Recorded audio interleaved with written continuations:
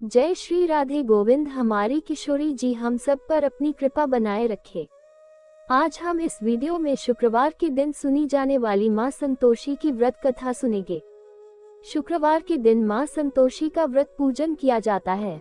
इस पूजा के दौरान माता की आरती, पूजन तथा अंत में माता की कथा सुनी जाती है।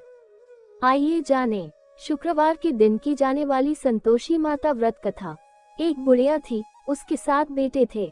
6 कमाने वाले थे जबकि एक निकम्मा था। बुढ़िया 6 बेटों की रसोई बनाती, भोजन कराती और उनसे जो कुछ जूठन बचती वह 7वें को दे देती। एक दिन वह पत्नी से बोला, देखो मेरी माँ को मुझ पर कितना प्रेम है। वह बोली, क्यों नहीं, सबका झूठा जो तुमको खिलाती है। वह बोला, ऐसा नहीं हो सकता है, मैं जब तक आंखों से न देख लूं मान नहीं सकता। बहू हंसकर बोली, देख लोगे तब तो मानोगे। कुछ दिन बाद त्योहार आया। घर में 7 प्रकार के भोजन और चूरमे के लड्डू बने। वह जांचने को सिर दुखने का बहाना कर पतला वस्त्र सिर पर ओढ़े रसोई घर में सो गया। वह कपड़े में से सब देखता रहा। 6 भाई भोजन करने आए। उसने देखा माँ ने उनके लिए सुंदर आसन बिछा नाना प्रकार की रसोई परोसी और आग्रह करके उन्हें जमाया। वह देखता रहा। 6 भोजन करके उठे तब माँ ने उनकी झूठी थालियों में से लड्डुओं के टुकड़े उठाकर एक लड्डू बनाया। जूठन साफ कर बुढ़िया माँ ने उसे पुकारा, बेटा 6 भाई भोजन कर गए, अब तू ही बाकी है, उठ तू कब खाएगा। वह कहने लगा, माँ मुझे भोजन नहीं करना, मैं अब परदेश जा रहा हूँ। माँ ने कहा, कल जाता हो तो आज चला जा। वह बोला, हाँ आज ही जा रहा हूँ। ये कहकर वह घर से निकल गया। चलते समय पत्नी की याद आ गई। वह गौशाला में कंडे उपले थाप रही थी। वहां जाकर बोला, हम जावे परदेश आवेंगे कुछ काल, तुम रहियो संतोष से धर्म आपनो पाल। वह बोली, जाओ पिया आनंद से हमारो सोच हटाया, राम भरोसे हम रहे ईश्वर तुम्हें सहाय। 2 निशानी आपन देख धरू में धीर, सुधी मति हमारी बिसारियो रखियो मन गंभीर। वह बोला, मेरे पास तो कुछ नहीं, यह अंगूठी है सो ले और अपनी कुछ निशानी मुझे दे।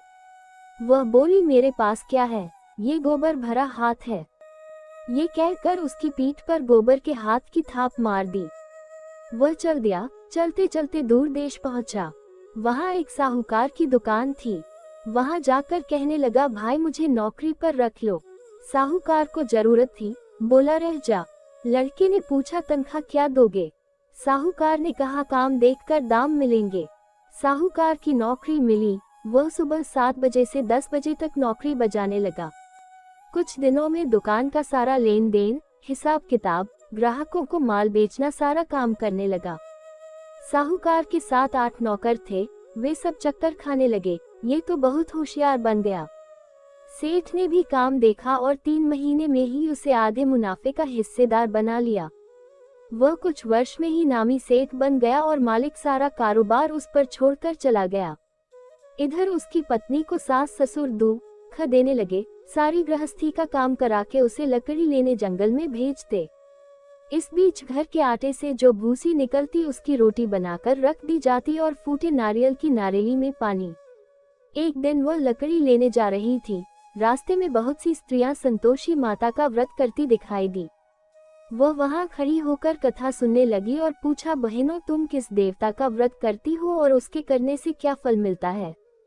यदि तुम इस व्रत का विधान मुझे समझा कर कहोगे तो मैं तुम्हारा बड़ा आसान मानूंगी। तब उनमें से एक स्त्री बोली, सुनो, ये संतोषी माता का व्रत है। इसके करने से निर्धनता, दरिद्रता का नाश होता है और जो कुछ मन में कामना हो सब संतोषी माता की कृपा से पूरी होती है। तब उसने उससे व्रत की विधि पूछी।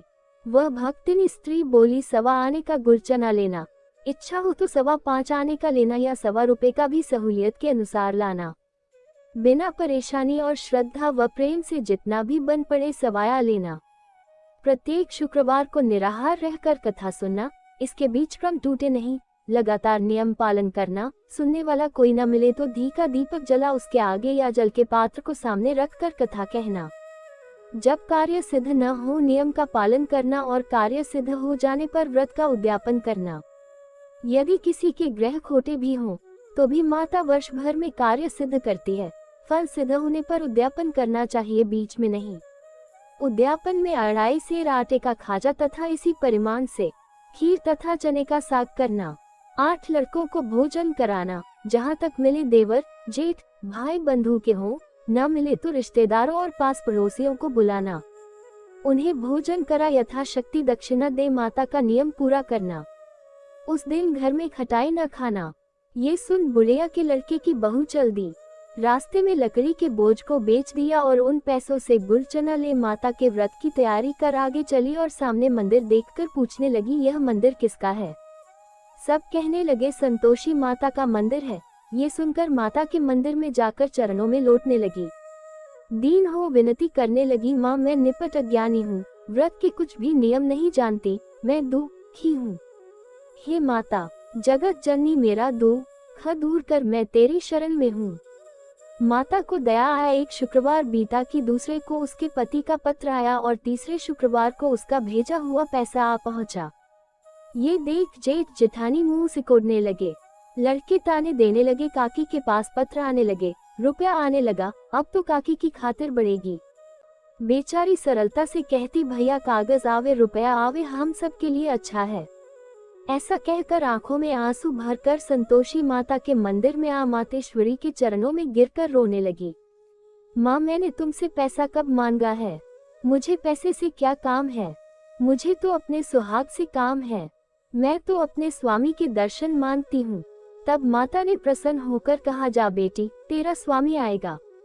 ये सुनकर खुशी से बावली होकर घर में जा काम करने लगी। अब संतोषी माँ विचार करने लगी, इस भोली पुत्री को मैंने कह तो दिया कि तेरा पति आएगा, लेकिन कैसे? वह तो इसे स्वप्न में भी याद नहीं करता। उसे याद दिलाने को मुझे ही जाना पड़ेगा।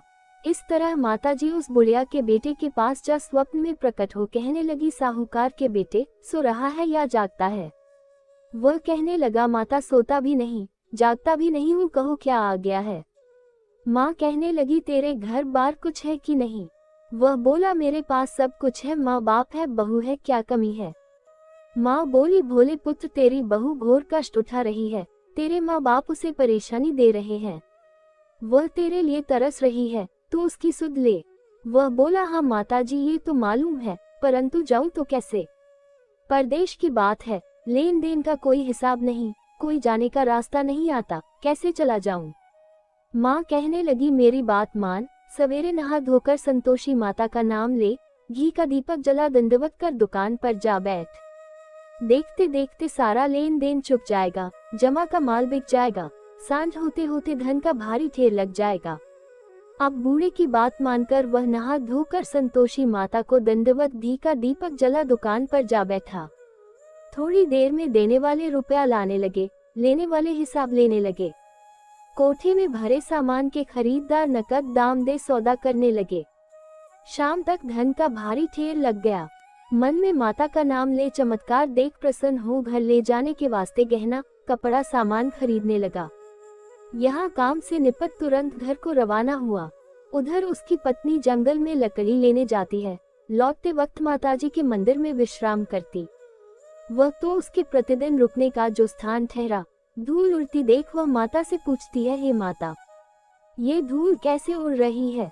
माता कहती है, हे पुत्री तेरा पति आ रहा है, अब तू ऐसा कर लकड़ियों के 3 बोझ बना ले, एक नदी के किनारे रख और दूसरा मेरे मंदिर पर व तीसरा अपने सिर पर। तेरे पति को लकड़ियों का गट्ठर देख मोह पैदा होगा, वह यहाँ रुकेगा, नाश्ता पानी खाकर माँ से मिलने जाएगा। तब तू लकड़ियों का बोझ उठाकर जाना और चौक में गट्ठर डालकर जोर से आवाज लगाना, लो सासू जी लकड़ियों का गट्ठर लो, भूसी की रोटी दो, नारियल के खेपड़े में पानी दो, आज मेहमान कौन आया है? माताजी से बहुत अच्छा कहकर वह प्रसन्न मन से लकड़ियों के 3 गट्ठर बनाए, एक नदी के किनारे पर और एक माताजी के मंदिर पर रखा। इतने में मुसाफिर आ पहुंचा। सूखी लकड़ी देख उसकी इच्छा उत्पन्न हुई कि हम यहीं पर विश्राम करें और भोजन बनाकर खा पीकर गांव जाएं। इसी तरह रुककर भोजन बना, विश्राम करके गांव को गया। सबसे प्रेम से मिला। उसी समय सिर पर लकड़ी का गट्ठर लिए वह उतावली सी आती है। लकड़ियों का भारी बोझ आंगन में डालकर जोर से 3 आवाज देती है, लो सासू जी लकड़ियों का गट्ठर लो, भूसी की रोटी दो, आज मेहमान कौन आया है? ये सुनकर उसकी सास बाहर आकर अपने दिए हुए कष्टों को भुलाने हेतु कहती है, बहू ऐसा क्यों कहती है? तेरा मालिक ही तो आया है। आ बैठ, मीठा भात खा, भोजन कर, कपड़े गहने पहन। उसकी आवाज सुन उसका पति बाहर आता है। अंगूठी देख व्याकुल हो जाता है। माँ से पूछता है, माँ ये कौन है? माँ बोली, बेटा ये तेरी बहू है। जब से तू गया है तब से सारे गांव में भटकती फिरती है। घर का काम काज कुछ करती नहीं, चार पहर आकर खा जाती है। वह बोला, ठीक है माँ, मैंने इसे भी देखा और तुम्हें भी। अब दूसरे घर की ताली दो, उसमें रहूंगा। माँ बोली, ठीक है, जैसी तेरी मर्जी। तब वह दूसरे मकान की तीसरी मंजिल का कमरा खोल सारा सामान जमाया। एक दिन में राजा के महल जैसा ठाट बाट बन गया। अब क्या था, बहू सुख भोगने लगी। इतने में शुक्रवार आया। उसने पति से कहा, मुझे संतोषी माता के व्रत का उद्यापन करना है। पति बोला, खुशी से कर लो। वह उद्यापन की तैयारी करने लगी। जेठानी के लड़कों को भोजन के लिए कहने गई। उन्होंने मंजूर किया, परंतु पीछे से जेठानी ने अपने बच्चों को सिखाया, देखो भोजन के समय खटाई मांगना, जिससे उसका उद्यापन पूरा न हो। लड़के जीने आए खीर खाना पेट भर खाया, परंतु बाद में खाते ही कहने लगे, हमें खटाई दो, खीर खाना हमको नहीं भाता, देखकर अरुचि होती है। वह कहने लगी, भाई खटाई किसी को नहीं दी जाएगी, ये तो संतोषी माता का प्रसाद है। लड़के उठ खड़े हुए, बोले, पैसा लाओ। बोली बहू कुछ जानती नहीं थी, उन्हें पैसे दे दिए। लड़के उसी समय हाथ करके इमली खटाई ले खाने लगे। ये देखकर बहू पर माताजी ने कोप किया। राजा के दूत उसके पति को पकड़ कर ले गए। जेठ जेठानी मनमाने वचन कहने लगे, लूट लूट कर धन इकट्ठा कर लाया है, अब सब मालूम पड़ जाएगा जब जेल की मार खाएगा। बहू से यह सहन नहीं हुए। रोती हुई माताजी के मंदिर गई, कहने लगी, हे माता, तुमने क्या किया? हंसाकर अब भक्तों को रुलाने लगी। माता बोली, बेटी तूने उद्यापन करके मेरा व्रत भंग किया है। वह कहने लगी, माता मैंने कुछ अपराध किया है, मैंने तो भूल से लड़कों को पैसे दे दिए थे, मुझे क्षमा करो, मैं फिर तुम्हारा उद्यापन करूंगी। माँ बोली, अब भूल मत करना। वह कहती है, अब भूल नहीं होगी, अब बतलाओ वे कैसे आवेंगे? माँ बोली, जा पुत्री, तेरा पति तुझे रास्ते में आता मिलेगा। वह निकली, राह में पति आता मिला। वह पूछी, कहाँ गए थे? वह कहने लगा, इतना धन जो कमाया है उसका टैक्स राजा ने मांगा था, वह भरने गया था। वह प्रसन्न हो बोली, भला हुआ, अब घर को चलो। कुछ दिन बाद फिर शुक्रवार आया। वह बोली, मुझे फिर माता का उद्यापन करना है। पति ने कहा, करो। बहू फिर जेठ के लड़कों को भोजन को कहने गई। जेठानी ने एक दो बातें सुनाई और सब लड़कों को सिखाने लगी, तुम सब लोग पहले ही खटाई मांगना। लड़के भोजन से पहले कहने लगे, हमें खीर नहीं खानी, हमारा जी बिगड़ता है, कुछ खटाई खाने को दो। वह बोली, खटाई किसी को नहीं मिलेगी, आना हो तो आओ। वह ब्राह्मण के लड़के लाकर भोजन कराने लगी। यथाशक्ति दक्षिणा की जगह एक एक फल उन्हें दिया। संतोषी माता प्रसन्न हुई। माता की कृपा होते ही 9वें मास में उसके चंद्रमा के समान सुंदर पुत्र प्राप्त हुआ। पुत्र को पाकर प्रतिदिन माता जी के मंदिर को जाने लगी। माँ ने सोचा, ये रोज आती है, आज क्यों न इसके घर चलूं। यह विचार कर माता ने भयानक रूप बनाया।